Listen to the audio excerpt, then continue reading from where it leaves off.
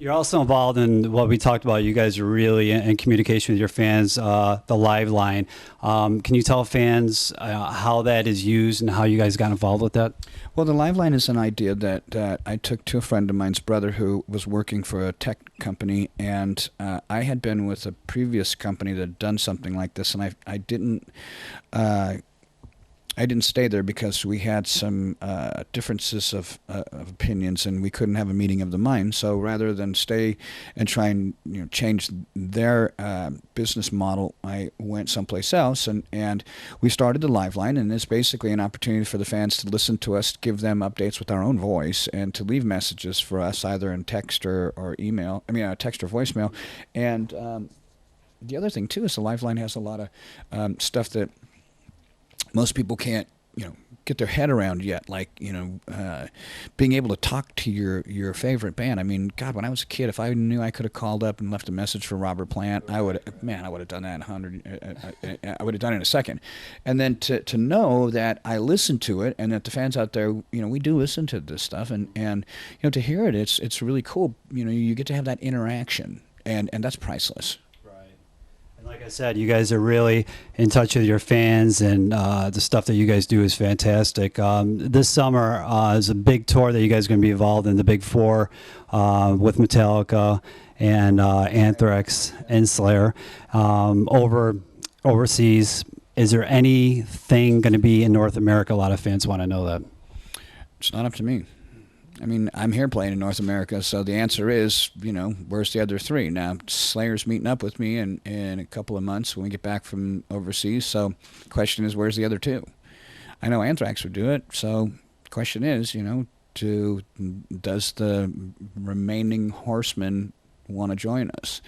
And I think so. I think it would be really cool if it happened. But we've had so much stuff in the past that by the grace of God, it's all ironed itself out now. And I got a message from Lars the other day on my phone. He sent me a text message and said something about David Ellison coming back, and I said, yeah, it's pretty cool, and said it was going to be like a class reunion, and I thought it was pretty interesting because it kind of is. I just wrote back, "Hey Lars," because I didn't want to get into some protracted conversation about something because I mean, it is what it is. I know that the concerts coming up are going to be very charged, very very electric, very emotional, and in as much as we all like to get along, and some of us kind of get along with a little bit of a finger in the eye kind of thing.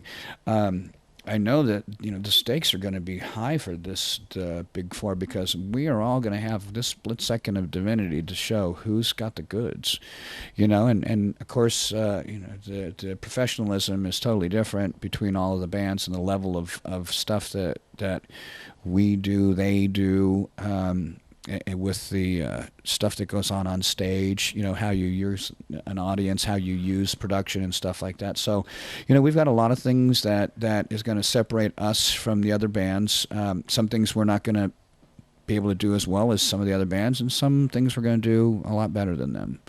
So it's just a matter of, if you're going to be at that festival, how much can you really absorb of the four bands? And when it's all said and done, are you going to be standing and capable of making an educated decision on what you just witnessed, other than, standing in the place where four of the biggest heavy metal bands of all time is? I mean, people say we're the Big Four from America.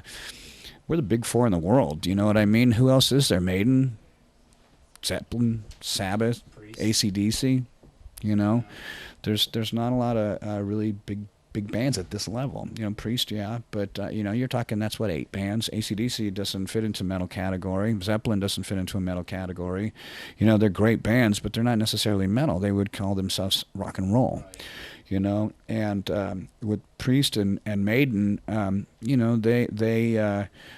they are the generation before us. So as much as they influenced us and everything like that, they kind of go into the category of heavy metal bands, like with Sabbath. Now, Maiden, I think, is more along the new wave of British heavy metal, but, I was listening to Priest when I was 15.